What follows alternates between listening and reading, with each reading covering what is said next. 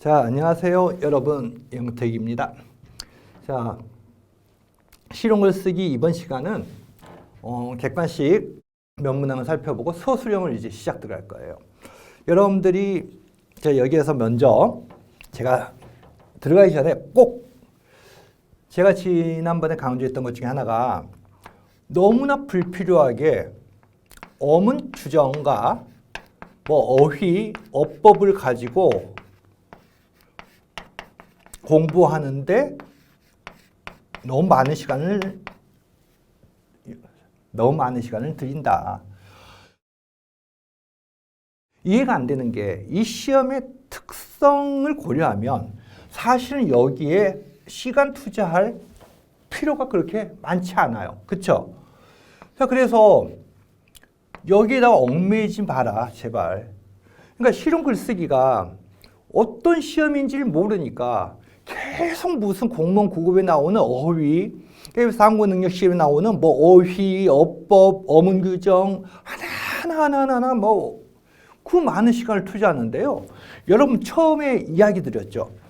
크게 세 가지 파트로 들어가는데, 자, 이 파트는 어느 누구나 어떤 교재나 다 있는데 실제 절반 이상이 다루어지지 않는다. 제가 분석한 그 수많은 교재에서.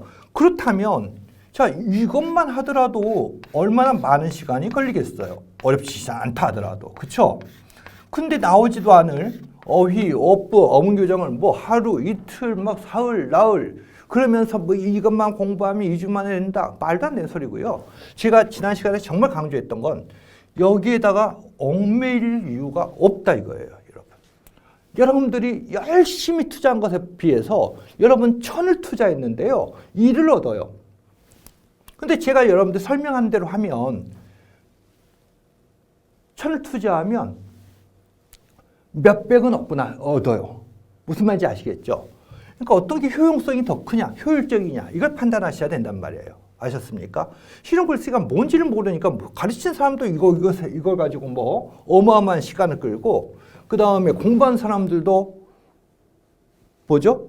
저기에다 나온지 안 나온지 모르니까 거기다 얽매이고, 그리고 시험장에서 진짜 실제 출제되는 것들은 안 다루어지고 시험장에서 처음 보고 이런 문제가 생긴단 말이에요.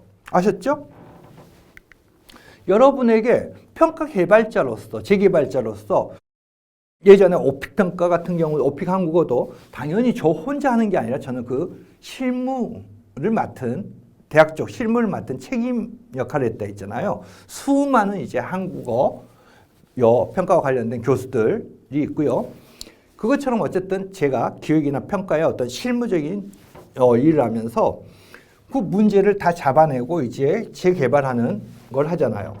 그렇기 때문에 여러분들에게 어떤 평가를 가지고 여러분들 앞에서 이야기할 때 가장 정확하게 이야기할 수 있어요. 자, 갈등 관리 전략과 고객 서비스. 자, 이런 문제 지난번에는 쓰기에 대해서 이제 다루었잖아요.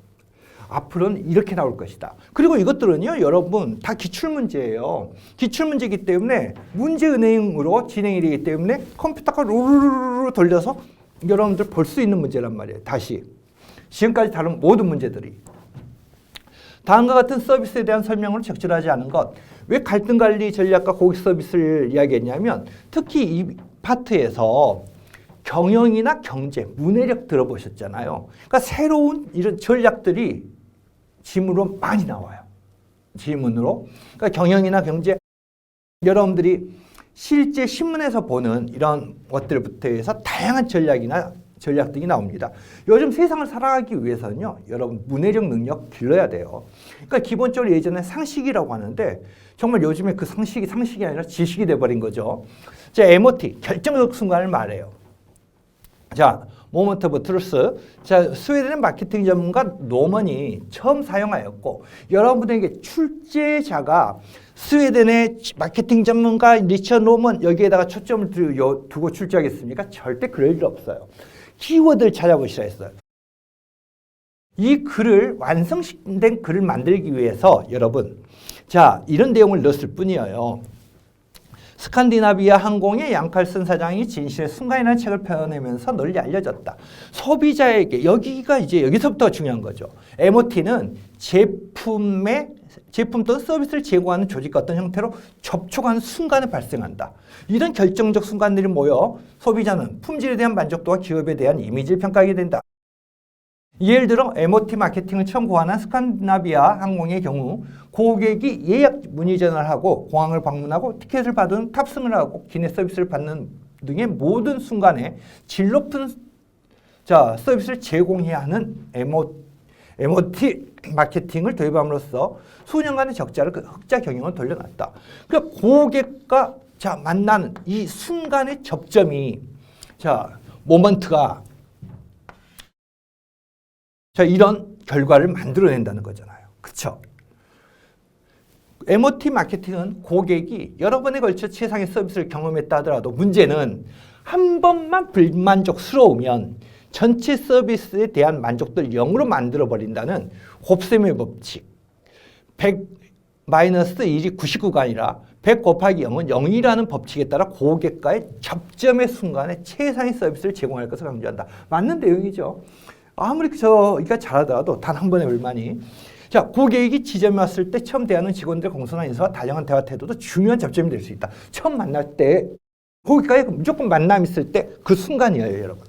책임과 권한을 가지고 있는 최고의 서비스 관리자가 접점을 잘 관리하여 이게 문제가 되네요. 이건 서비스 관리자가 아니라 모든 담당자가 이 접점이 되겠죠. 고객과 만나는 모든 그 기업의 사람들이 해당되는 거죠. 고객과 만나는 모든 이 순간에 그 담당을 하는 사람들이 이 부분이 이제 이 오답을 만들어내는 거예요. 고객이 회사의 긍정적 이미지를 가질 수 있도록 하는 것이 중요하다. 아니, 최고의 서비스 관리자가 아니라 일반적으로 고객과 만나는 사람들은 최고의 서비스직이 아니라 뭐가 되겠어요? 일반 직원들이 되겠잖아요. 그렇죠? 그래서 얘가 답이 되겠죠. 어렵지 않죠, 여러분? 지금 보시는 것처럼 MOT 마케팅 이게 뭐야? 아니, 자료에 답이 있어요, 여러분. 저는 항상 여러분들이 이 시험이 아니라 전문적인 수업을 할 때에도 모든 대한민국이 아니라 전 세계 모든 평가에 전공의 지식을 묻는 평가가 아니라면 이 자료를 통해서 문제를 해결할 수 있다라고 여기는 어떤 일 있어도 정보가 담겨 있다. 그 정보를 얼마만큼 나한테 끌고 와야 되느냐. 저는 이걸 강조해요. 그래서 스키마, 그러니까 그 사람이 가지고 있는 배경 지식 플러스 텍스트에 나와 있는 이 정보가 답을 만들어요. 정답을 찾게 만들죠. 그래서 이 부분이 오답을 만듭니다. SWOT, 여러분들 이거 출제 잘 되거든요. SWOT는. 뭐냐면 이것도 하나의 전략인데 S는 그러니까 이제 대상의 강점을 분석하고 W는 weak, 그러니까 약점을 분석하고 opportunity, 기회, 그 다음에 위협. 그래서 SWOT, 강점, 약점, 기회, 위협을 분석하는 거죠. 어떤 사업을 하면서. 판촉 기획서를 쓰려고 하는데 가장 적절한 것은 이라고 되어 있어요. 그리고 SWOT는요, 출제 자주 돼요. 다시 말하지만. 해외 시장에서 경험, SNS 마케팅 관리 능력. 해외 직수입 다양한 상품 종류. 이게 강점이에요. 약점은 뭐죠? 유동자금이 좀 취약해요. 유동 시스템 확보가 미흡해요. 상대적으로 늦은 제품 출시 속도예요. 기회는 경쟁사 없는 시장 다수 존재하고요. 지속적 성장률이나 잠재력 있고요. 고급스럽고 독특한 제품을 찾는 고객이 증가해요. 위협은 경쟁사의 점유율이 높아요. 대형 쇼핑몰 저가 마케팅, 소비자의 낮은 브랜드 인식.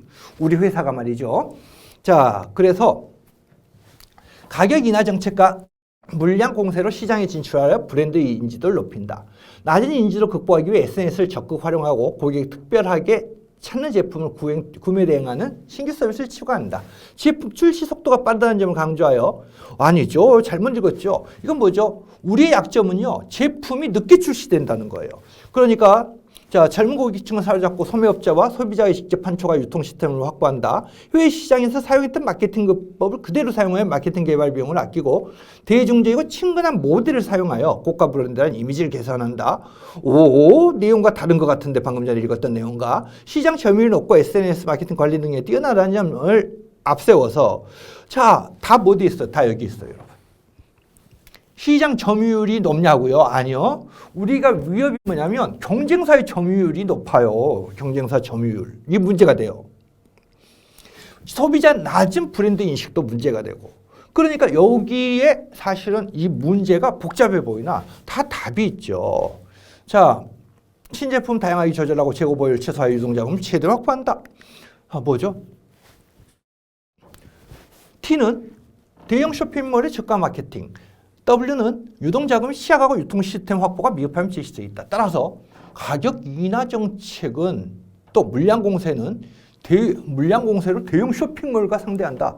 여러분들 절대 답 나오지 않죠. 자, 무슨 말인지 이해되시죠? 낮은 인지도를 극복하기 위해 SNS를 적극 활용하고 고객이 특별하게 찾는 제품을 구매 대행하는 우리의 강점과 약점을 다 분석한 올바른 판촉 기획서가 되겠죠. 제품 출시 속도가 늦어요. 자, 우리의 문제점이에요. 그 다음, 낮은 브랜드 인식이 위협 요소임은 알 수 있으나 뒤에서 SWOT 분석으로 고가 브랜드라는 이미지를 개선해야 할 필요성은 나와 있지 않아요. 그 다음, 자, 경쟁사의 점유율이 낮다는 거 아까 우리 살펴봤죠. 시장 점유율이 높고 있는데 그것부터가 오답을 만들죠. 아셨죠? 자, 그리고 아까 여러분들 이걸 썼어요. 스키마와 그러니까 여러분들이 가지고 있는 배경 지식과 그 다음에 텍스트의 정보를 분석할 때 뭐가 나온다? 정답이 나온다. 그리고 400점 만점이 여러분 자료 아까 난이도를 어떻게 조절하는지 이야기를 했죠. 400점 만점에서 기본적으로 여러분 300점은 자료 분석하면 무조건 답 나와요. 그럼 여러분들이 주관식 600점이면 그럼 나머지 100점 틀리냐? 아니요. 여러분들이 난도에 따라서 350번 기본적으로 들어갈 수 있어요. 그런데 왜 지금까지 그렇게 점수가 높지 않냐? 이유는 평가가 무엇인지, 쉬운 글쓰기 평가가 무엇인지, 어떻게 공부해야 되는지를 모르기 때문에 지금까지 점수가 낮게 나오는 거예요. 그러니까 알지 못하면서 덤벼드는 거죠. 이해가 되시죠? 그럼 개하가 이 정도는 객관식에 나옵니다. 주관식 600이요. 여기에서 여러분 제가 볼 때는 최하 어떻게 공부하냐에 따라서 500은 잡고 들어간다고 저는 바라봐요. 최하가. 지금 제가 이야기한 것만 잘하면. 근데 여러분들이 무조건 정보만 통해서 텍스트 정보만 분석하는 것은 되는 건 아니죠. 이게 있어줘야 되죠. 그래서 공문서, 입사문서, 기획서, 보고서, 제안서 등은 개념과 작성 방법에 대한 최소한의 지식이 필요해요. 기획서가 뭐고, 보고서가 뭐고, 제안서가 뭐고 이런 것들. 자, 개념과 그 다음에 작성 방법. 또 문제 해결 과정은요. 다양한 문제 해결이 나옵니다. 방금 전에 SWOT 뭐 이런 것도 보셨죠. 그런 형식이에요. 그러니까 다양한 전략이 나오더라도 문제를 해결하는 데는 크게 지장이 없어요. 자료만 분석하는 능력이 있다면. 그쵸? 하지만 다양한 전략이 나와요. 그래서 기본적인 스키마도 필요하다는 겁니다. 그러면 지금 이제 우리는 본격적으로 서술형을 들어가는데요. 서술형은 이제 가장 중요한 것은 2교시의 서술형이란 말이에요. 20점짜리는 여러분들 아까 지난번에 예를 뭐죠? 여러분들 2교시란 말이죠. 20점짜리는 여러분들이 여기에서 보고 있네요. 1교시 주제되는 것. 1교시는 글쓰기 원리 및 과정 20점, 기초 직문 능력, 자, 두 문항 20점, 직문 쓰기 윤리 한 문항 20점 이래서 100점이 출제됩니다. 자, 그 다음에 자, 2교시가 여러분들 정말 중요하죠. 1에서 600, 자, 앞과 합쳐서 앞에 100점 합쳐서 600점이거든요.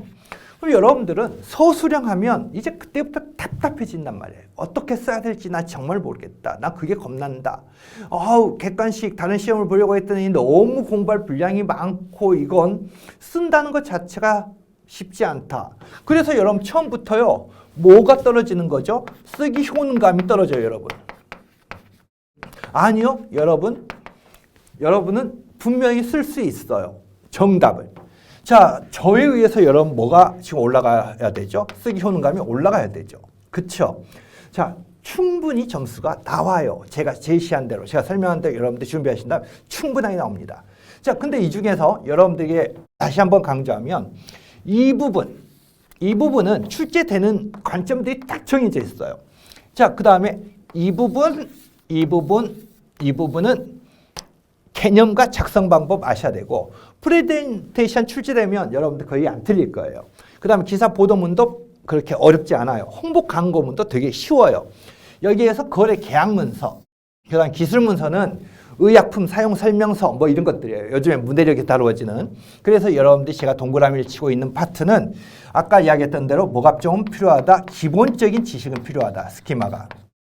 이 파트는 아셨죠? 자, 우리가 지금 이 시간은 서술형이 중심이 돼야 되는데 방금 전에 그냥 객관식에서 자, 잠깐 예를 보여드렸고요. 자, 그러면 글쓰기부터 한번 바라보죠. 다음은 쓰긴 너무 어려워. 그냥 들어가기 전부터 겁나. 아니요. 객관식의 또 다른 버전이에요, 여러분. 제가 공부할 때 뭐라고 했죠? 키워드를 잡아라. 키워드. 자, 글쓰기를 계획할 때 전략 중에 하나이다. 자료에서 기억력에 해당하는 단어를 한 단어로 쓰시오. 단 답안이 중복될 수 있음이라고 돼 있어요. 그러니까 이런 조건이 걸리면 아하, 기억, 니은, 디귿, 리을이 있는데 얘가 A면 여기에 A가 다시 쓸 수 있구나. 이렇게 생각하셔야 되겠죠. 안 그러면 이 조건이 걸릴 이유가 없어요.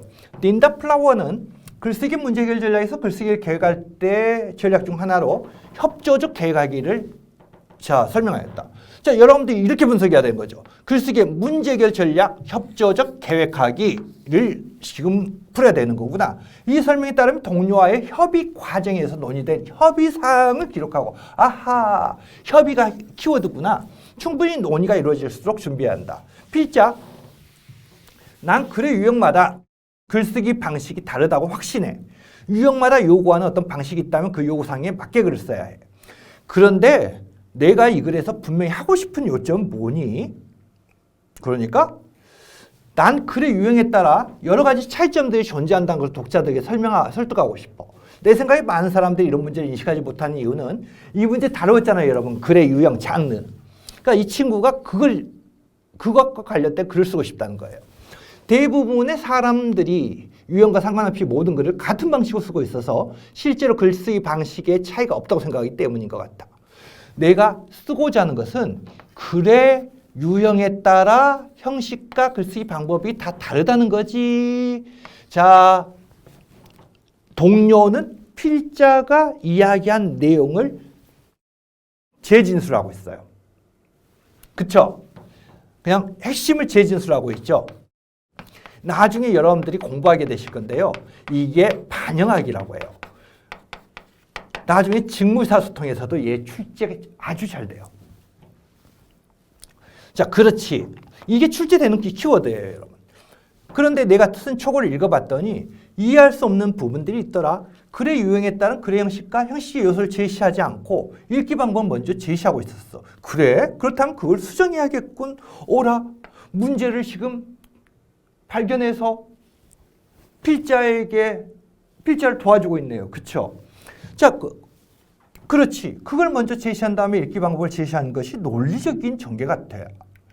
자, 문제 이제 보도록 합시다, 여러분. 내가 쓰고자 하는 것은 글의 유형에 따라 글의 형식과 글 쓰기 방법이 다르다는 거지. 아까 뭐라 했어요? 필자를 도와준 동료는 먼저 질문을 하고, 질문은 어디 부분이냐면요, 이 부분이요. 그런데 내가 이 글에서 분명히 하고 싶은 요점은 뭐니? 이게 해당이 되고요. 먼저 질문해주고 그 다음에 뭐죠? 반영하는 것. 반영이라는 것은 재진술해 준 거예요. 그런데 여러분들이 공부를 안 했는데 어떻게 쓰겠어요? 항상 그 자료에 보시라 했죠. 내용을 생성하도록 도와주고 필자 나름의 생각을 반영하고 여기 나와 있네요. 자, 필자의 이야기를 반영적으로 들어주네. 여기도 나와 있네요. 자, 이렇다면 여러분들 어렵나요? 서술형이? 이렇게 자료에서 읽어낼 수 있다면 여러분들 서술형은 사실 600점이라 하지만 여러분들이 최소한 치고 올라갈 수 있잖아요. 그리고 문제를 뭐 하는 역할? 발견하는 역할. 필자의 문제를 독자가 지금 동료가 발견해 주는 역할을 하는 거잖아요. 그렇죠? 마지막으로 무엇으로서 역할을 한다. 그럼 이 뒤를 읽어봐야 무엇으로 역할을 하는 줄 알겠네.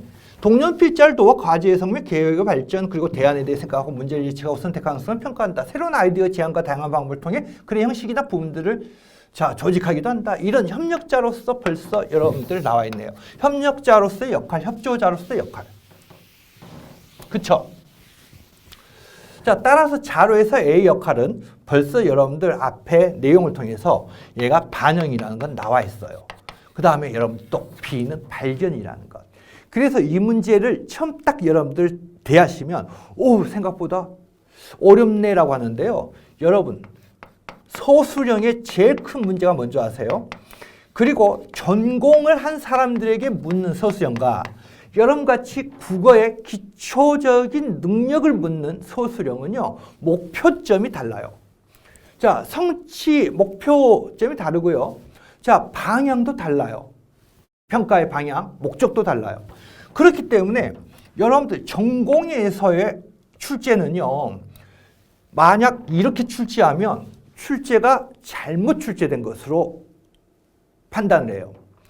제가 출제를 예전에 한국어 출제를 들어갈 때도 일본에서 한국어, 외국인으로 한국어 같은 경우 일본에서 100개까지 문제가 있는데요. 제가 일본부터 예를 들어 10번을 봤다. 그럼 주제를 모두 제시합니다. 출제자들이 자기가 다룰. 그럼 컴퓨터진에서 이 주제가 같은 것들. 그러니까 1번의 문제를 해결하는데 10번의 어떤 지문이 도움을 준다. 그러면 그거 바꿔야 돼요. 무슨 말인지 이해되죠? 이게 평가예요. 그런데 전공을 물어볼 때 이렇게 출제한다면 이 출제는 잘못된 출제인데요. 자, 목적과 방향, 목적이 다르다 했죠. 평가의 목적이. 그래서 여러분 서술형의 또 이제 문제가 뭐냐면 답안이에요, 답안. 1000명이 보면 1000개의 답안이 나오고 10,000명이 보면 10,000개의 답안이 나와요. 10만 명이 보면 10만 개의 답안이 나와요. 그러면 서술형은 채점에서 문제가 생겨요. 그쵸? 그래서 여러분들 교원임용도 서술형이거든요. 여기에서는 어떻게 하냐면 내용 제안을 해요. 이건 전공이죠. 내용 제안을 하는데 A를 통해서 B를 설명해라. 예를 들어서 어떤 문학작품이 있다. 이 작품의 작가 의식을 설명할 것, 주제의식을 설명할 것. 10,000명이 보면 10,000개의 답, 10만 명 보면 10만 개의 답이 나오는데 그렇기 때문에 이렇게 조건을 걸어요. 작가가 창작된 시기를 고려하여 주제의식을. 이런데도 불구하고 답안이 정말 1000명이 보면 1000개 답안이 나오죠. 그렇기 때문에 요즘에 어떻게 또 이제 더 이 서술형 답안 때문에 거냐면 작품을 제시해서 여기에다가 밑줄 그어놓고 이 부분에 한정을 해서 A로 한정을 하고 B로 한정을 하는 더 구체적으로 명료화를 시키는 거죠.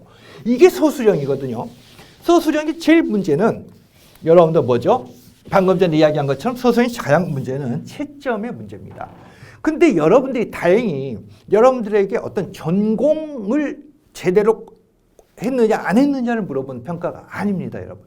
말 그대로 기초 직무 능력, 기본이 되는 글쓰기, 사회생활을 하면서 여러분이 필요한 기본적인 의사소통으로서 쓰기 능력, 읽기 능력을 요구해요. 그렇기 때문에 이 문제는 이런 특성을 가지고 있어요. 자, 여러분 이제 자료 해석 보죠. 자료 해석, 여러분들이 서술형의 20점은요, 두 가지 유형이에요. 하나는 아까 같은 기입형이에요. 단어나 구절을 넣는 경우, 또 하나는 이렇게 문장으로 작성하는 경우예요. 다음 자료를 보고 결혼 문화의 변화에 관한 분석 내고 조건에 따라 한 문장으로서 쉬워라고 되어 있는데요. 어려워. 아니요. 쉬워요. 결혼하지 않아도 함께 살 수 있다고 생각하는 사람의 추세를 2010년과 2018년 수치를 활용하여 차이가 드러나줬을 것. 자, 도표를 보죠, 여러분. 2010년 결혼하지 않아도 함께 살 수 있다는 이거고요. 결혼해야 된다는 이 그래프예요. 그러면 우리는 여기에서 결혼하지 않아도 함께 살 수 있다. 자, 2010년 40.5. 그 다음에 뭐죠? 2018년은 56.4. 이것만 읽어내면 문장으로 만들면 되잖아요. 그렇죠? 이걸 처음 내용으로 제시해서. 그래서 여러분, 자, 보세요. 결혼하지 않아도 함께 살 수 있다고 생각하는 사람은 2010년에 40.5%와 비교해 두 개를 비교해서 설명하라 했잖아요. 2018년에 15.9%포인트 증가하여 응답자 중 절반 이상 56.4%로 4%로 나타났다. 쉽죠? 눈에 보이는, 잠깐 다시 앞으로 가죠. 눈에 보이는 얘만 가지고 자, 비교, 차이가 드러나게 쓸 것. 근데 이제 수치를 활용해 차이가 드러나게 쓸 것. 이것만 맞춰주면 되는 거죠. 자, 근데 이제 퍼센트하고 여러분 퍼센트 포인트를 좀 착각하는 사람도 있어서 여러분들이 넣어놓은 거예요. 퍼센트는 백분율을 나타내는 단위이고 기호 이걸 쓰죠. 퍼센트 포인트는요. 증가하거나 감소한 양이에요. 그러니까 2010년은 40.5%고 자 5%고 그 다음 뭡니까? 2018년에는 56.4%잖아요. 그러니까 그 차이, 증가하거나 감소한 것은 뭐라고 하냐면 퍼센트 포인트라고 해요. 그래서 퍼센트 다음에 P를 넣거나 포인트라고 하는 이유는 그 증가 또는 감소한 양을 말하는 겁니다. 이걸 모르는 사람들이 있어서 자, 넣어놨을 뿐이에요. 50점짜리가 여러분에게 주어지고 있네요. 50점짜리. 자, 그래서 여러분들, 그럼 50점짜리는 어떻게 출제되냐? 두 개예요, 여러분, 무조건.